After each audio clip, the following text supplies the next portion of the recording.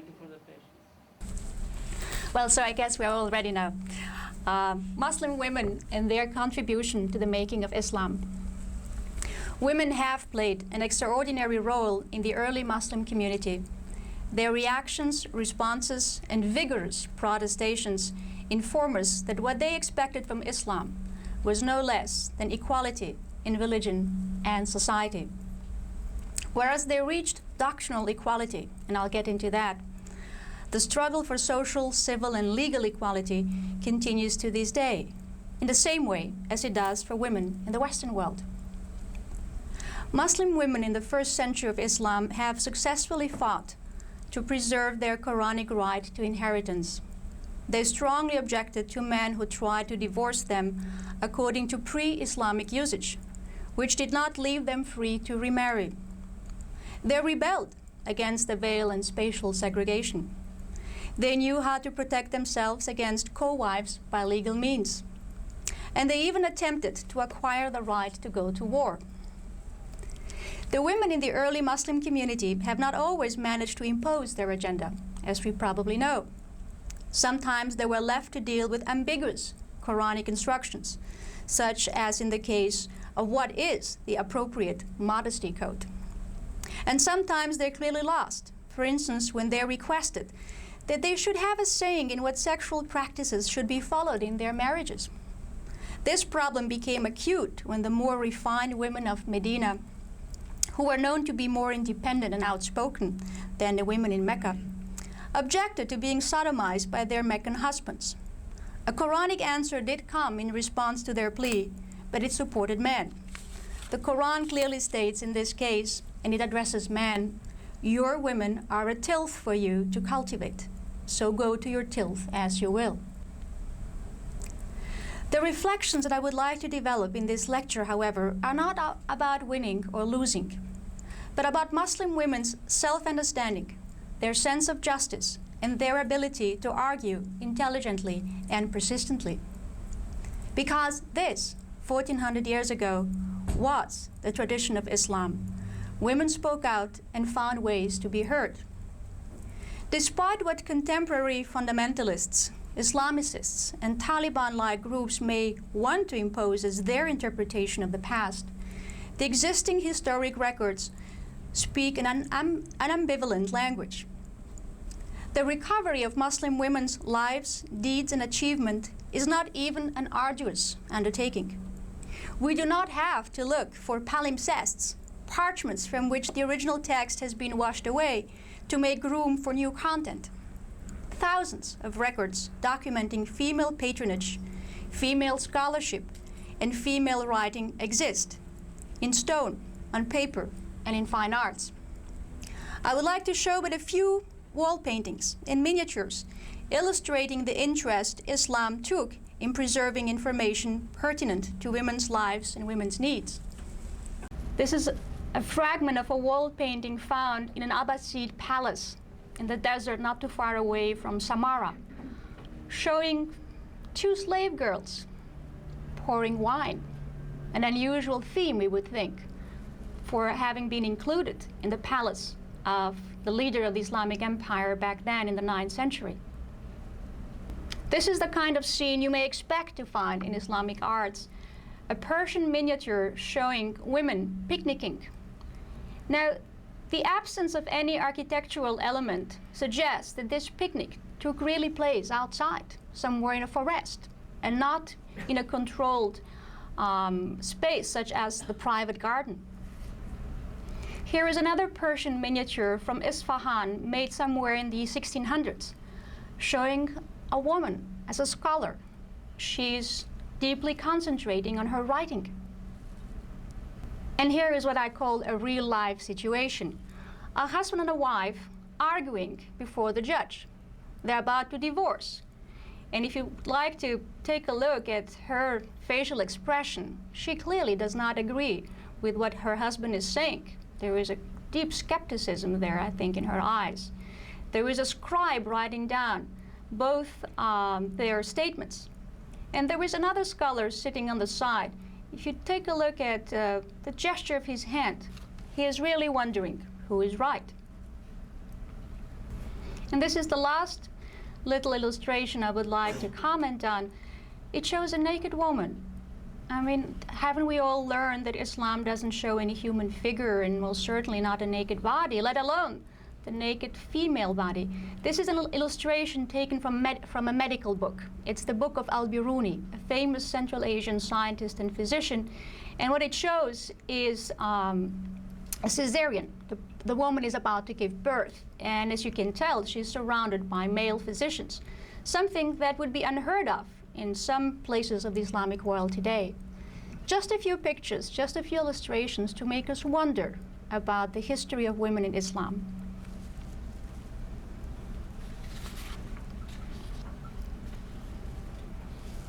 Where abundant, not to say opulent, materials documenting the lives and achievements of Muslim women can be found is early Islamic historiography. One must realize that Islam took an almost obsessive interest in recording its own history as it unfolded. Rulers, scientists, philosophers, artists, scholars, saints, physicians, lawyers, theologians, poets, grammarians, and musicians. Their lives and works were painstakingly preserved for posterity. And for many centuries, the biographies of prominent Muslim women were not the exception. It is only with the 17th century that Islam ceases to pay attention to the lives of women. And from then on, we may say, women almost vanish from Islamic historiographical works. Let me mention but 4 medieval biographical dictionaries. There are dozens of them, to give you a sense of the numbers involved. One is from the 9th century and 3 from the 15th. The first 2 are dedicated to figures from the early Islamic community. The other 2 are comprising the lives of individuals of the 14th and the 15th century.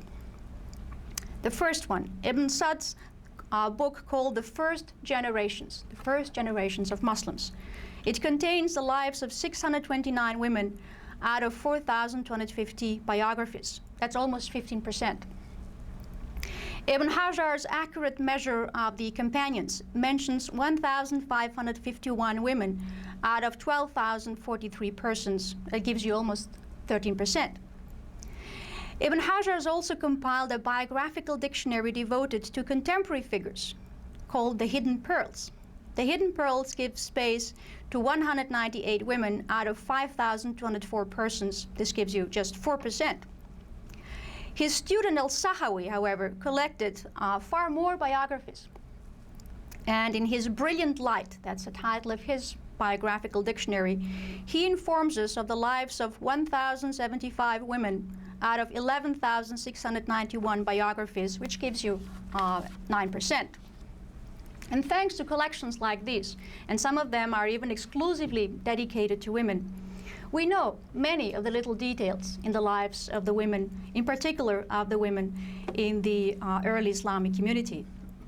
Let me just go through the lives of some of the most prominent women. There is clearly Khadija. She was the Prophet's first and only wife for as long as she lived. She was the only wife who has given children to the Prophet.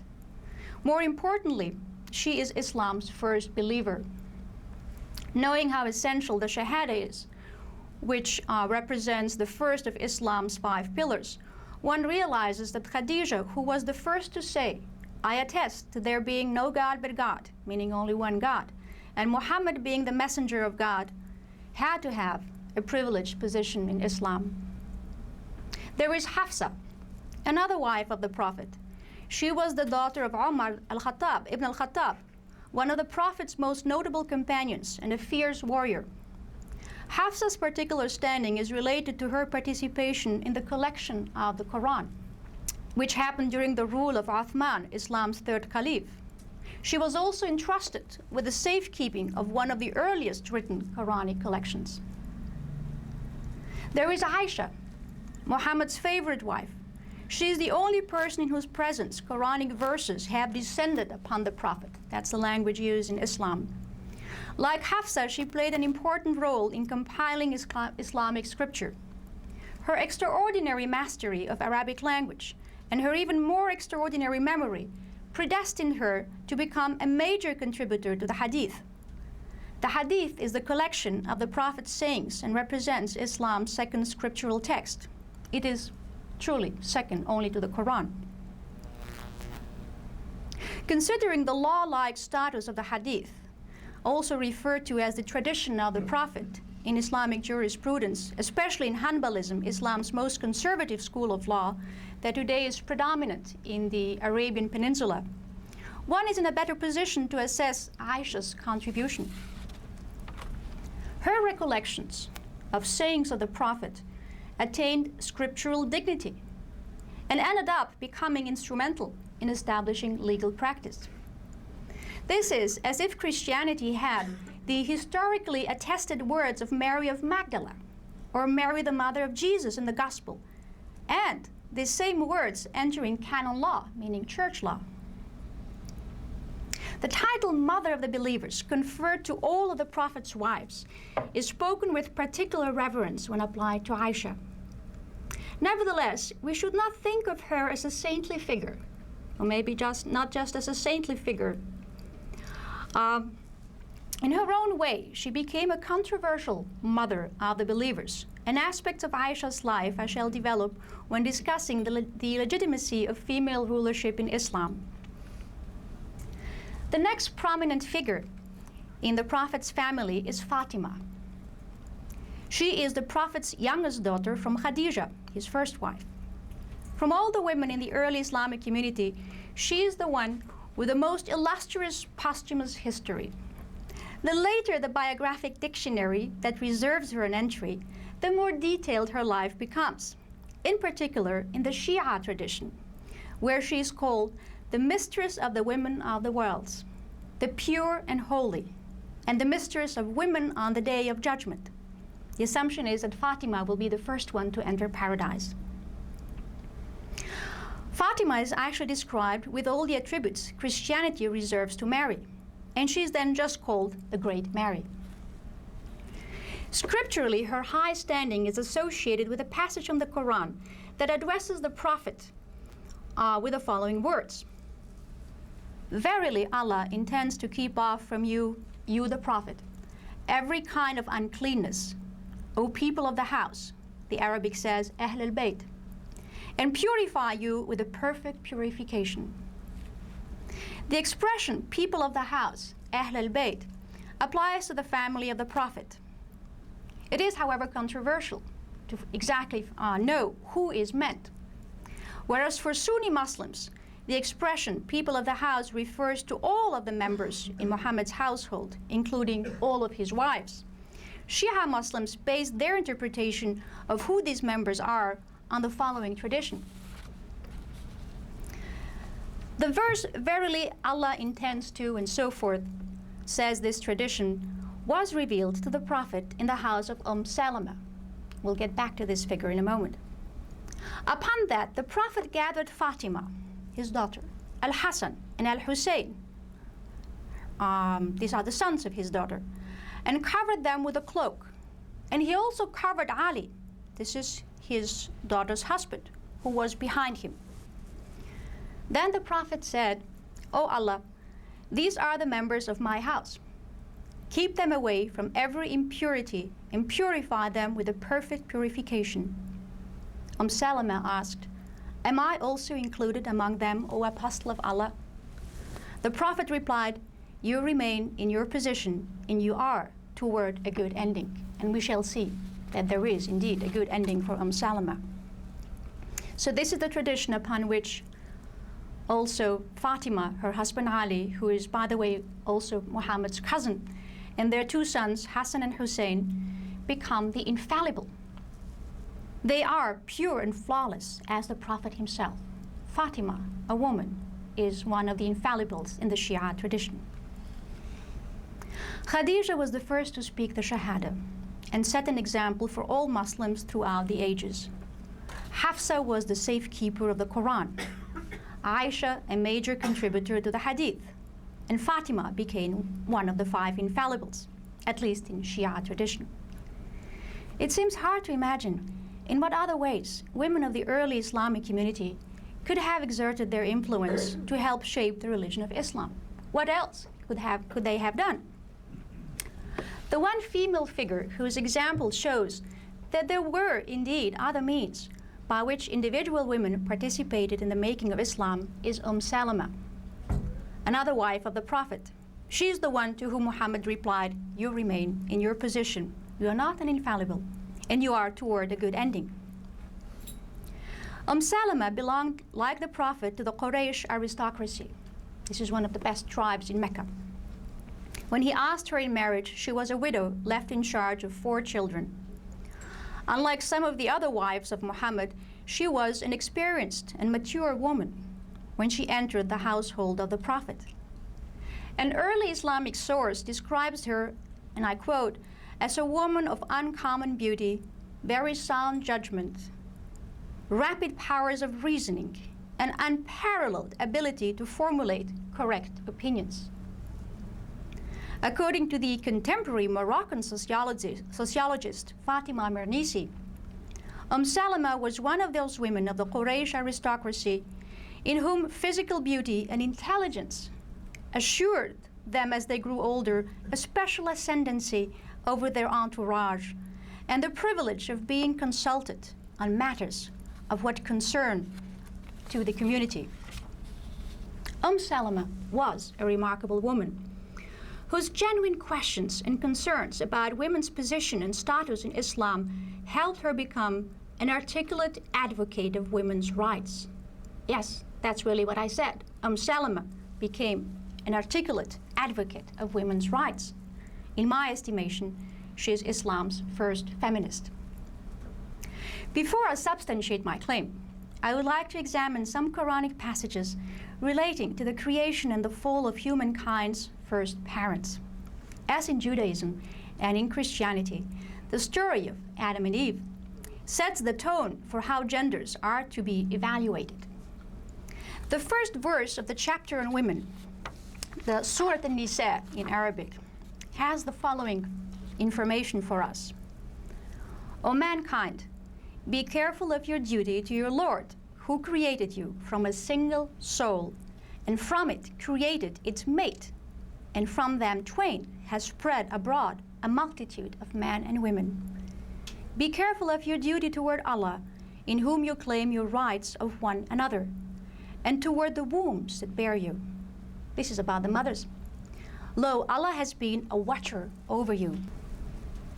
From this description, it is impossible to establish who was created first, the male or the female. The word used for soul, nafs in Arabic, is grammatically female. Conceptually, however, the term is neutral. It can apply to both men and women. The word used for mate is grammatically male. Conceptually, however, it is neutral. The grammar thus can give no interpretive indication at this level of the analysis. Grammar, nevertheless, does help shed light on a more essential aspect involved in the creation of Adam and Eve.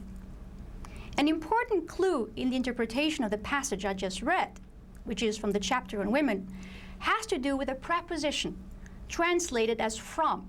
And I'll read that passage again, just where the from appears. Your Lord, who created you from a single soul, and from it created its mate, and from them twain has spread abroad a multitude of men and women. The Arabic word in the original says min, a preposition that can be rendered as from, translation is not wrong, implying the extraction of one thing from another, or one thing from many things. In this meaning, min gives rise to the idea that the first created being, taken to be a male person, was complete and therefore superior. Men, however, can also be used to suggest of the same nature as. The Quranic passages reads then, your Lord who created you are of the same nature, and that changes everything. Significantly, Islamic theologians adopted at different times one or the other interpretation. It is important, however, to note that whatever the interpretation is, whatever the position is, the language used in the Quran does not even suggest that it may be important to establish which gender has been created first. Like in the story of creation, the Quranic story of the fall although heavily leaning on the biblical report, has no interest in specifying which of the two, Adam or Eve, succumbed first. Most passages referring to the fall in the Quran simply convey that both Adam and Eve had erred, and accordingly both were punished. This is really important about that story. As a matter of fact, the one passage that mentions only one of humankind's parents states that Adam was seduced first by the devil and that Eve ate the forbidden fruit after Adam. In conclusion, the Quranic view on Eve is a favorable one, especially if you compare it to the Jewish source. She was not created from Adam's rib. She is not responsible for the fall. And consequently, there is no hereditary sin attached to the female condition, as for instance in Christianity. In this respect, the Quran is an excellent basis to argue in favor of gender equity in Islam. More biblical women are mentioned in the Quran, not just Eve.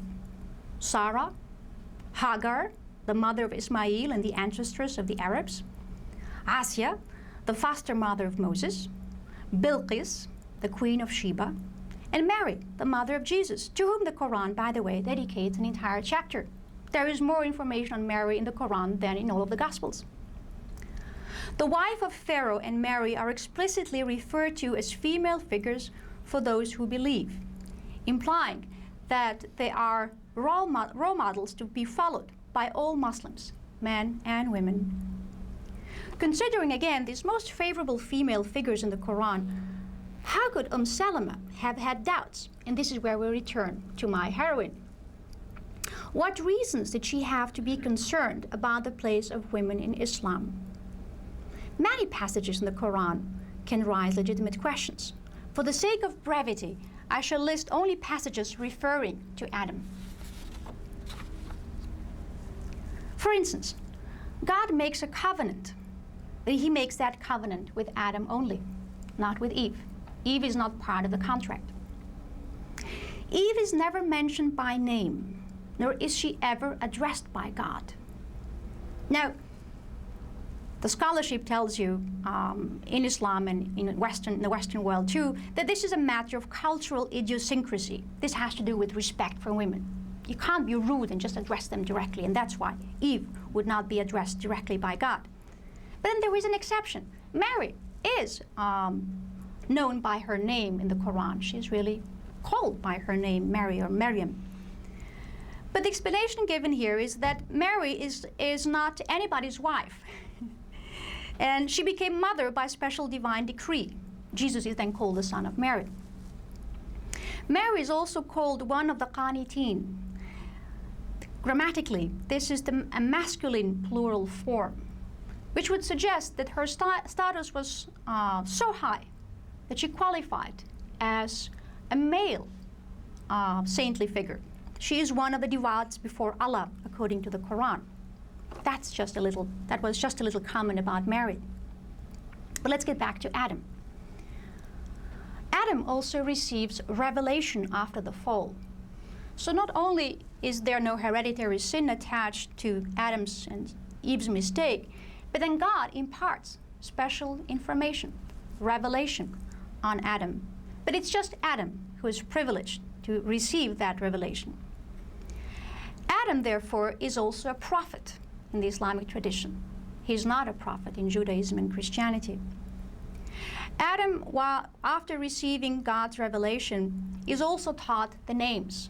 So God gives him the precise names of everything in creation. Eve is not given any information about the names of everything else in creation. The Quran is quite clear. Only Adam was meant to be viceroy or vicegerent in the earth. Eve does not participate in that respect. Most likely, this state of the matter did not escape Salama's attention.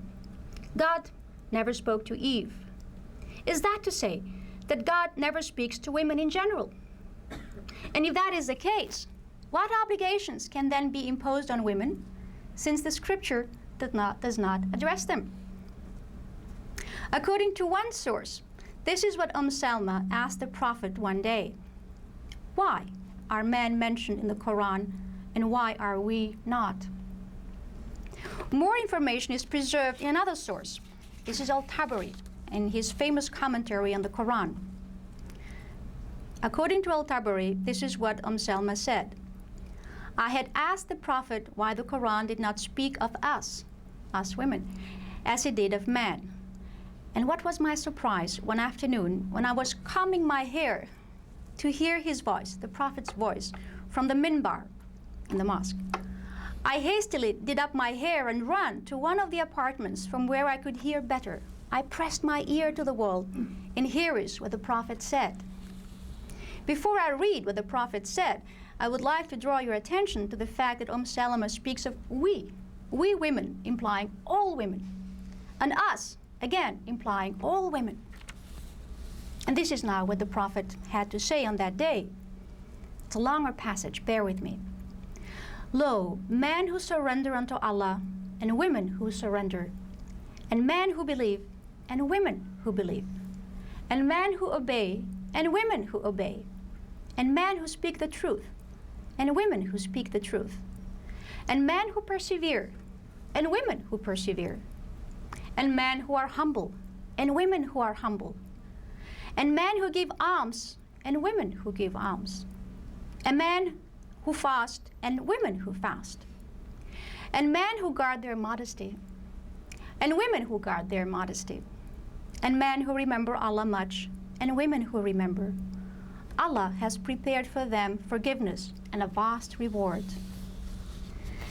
Not only does God address in this Quranic verse, because this is what it is, a part of the Quran, men and women, but he promises both genders forgiveness and a vast reward. This is the passage that ensures doctrinal equality in Islam, a passage prompted by a woman's question expressing concern for the status of womanhood in her religion. There is another situation in which a question of Salama emerges out of concern for the status of women in Islam.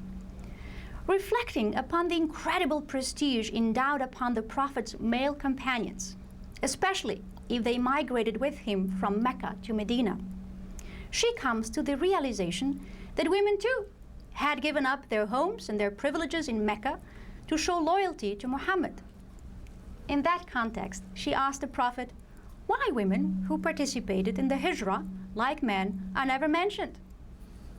In other words, where is the recognition of their courage, and where is their reward?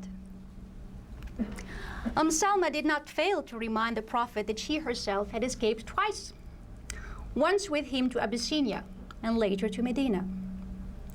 The answer to her question came again in the form of a Quranic verse.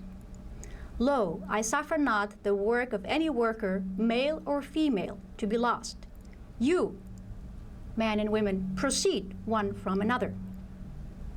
Here too, thanks to Salama, the Quran clarifies its position vis-a-vis women, and it is not different from its position vis-a-vis men. To go back to an issue I mentioned in the beginning of my lecture, it is no surprise to find out then that it was Salama who acted as the spokeswoman of the Medinese women when they objected to sodomy. It was Salama who brought up the question as to why women cannot participate in warfare.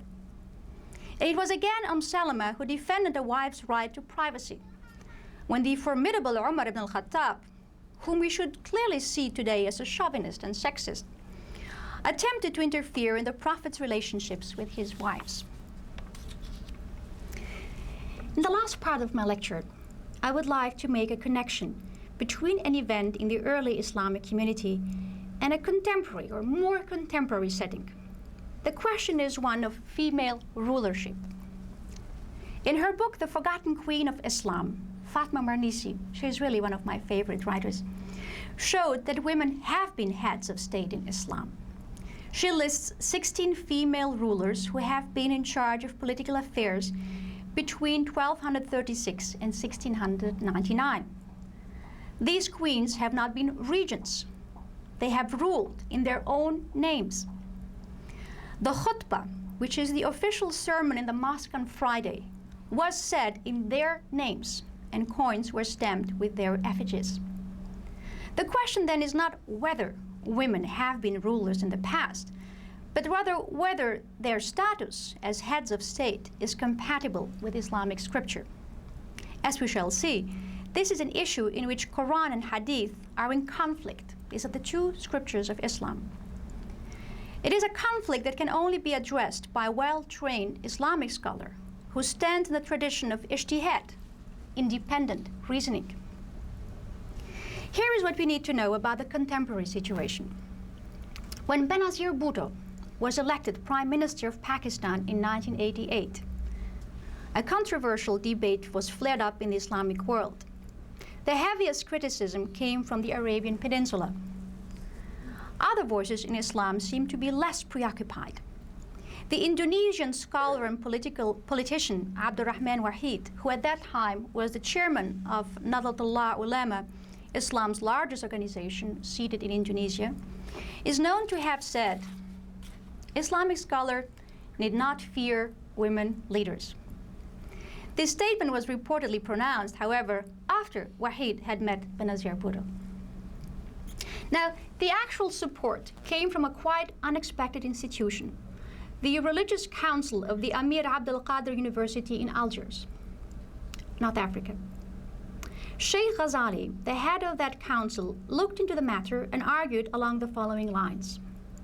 Truly, the hadith contains a passage according to which the Prophet Muhammad said, in these other words, "Those who entrust their affairs to a woman will never know prosperity." Abu Bakr, the one who is known to have reported this, also said that the Prophet spoke these words when he heard that the Persian king of that time was succeeded by his daughter. So we know the exact historic context in which these words have been said by the Prophet Muhammad. Now, it is quite interesting that Abu Bakr remembered these words 25 years later, precisely in the moment when Aisha, the Prophet's favorite wife, remember, declared war on Ali, Fatima's husband and Islam's fourth Caliph, suggesting thereby that there was something wrong with that picture. Aisha should not be challenging a legitimate Caliph. For traditionists, and it's very important to realize what this word means, it's often invoked in the media, but it's never really explained. For traditionists, meaning people who rely on the tradition of the Prophet, they mainly rely on the Hadith. A passage as the one just read just decides over the question whether, for instance, a woman can rule. This is not necessarily the case for an Islamic scholar well trained in Islamic legal methodology. And I continue with the line of arguments that Sheikh Ghazali took. Sheikh Ghazali, after examining this passage of the Hadith, looks into the Quran for evidence, either in support or against the Hadith. And he finds the story of Bilqis. This is the name in Islam for the Queen of Sheba. The Queen of Sheba, like in the Bible, is in the Quran a very wise ruler. And like in the Bible, she is to meet with King Solomon. The difference is that King Solomon is a Muslim in the Quran, whereas Bilqis is still a pagan. The story goes in the Quran that King Solomon sends out his emissaries, you may say his spies, to find out who is this person. And now comes the important passage from the Quran, which says that when the emissary came back to King Solomon, he said, "Lo, I found a woman ruling over them," that nation. "And she had been given abundance of all things, and hers is a mighty throne." The last words are the most important part of this. "And hers," the Queen of Sheba's, "is a mighty throne."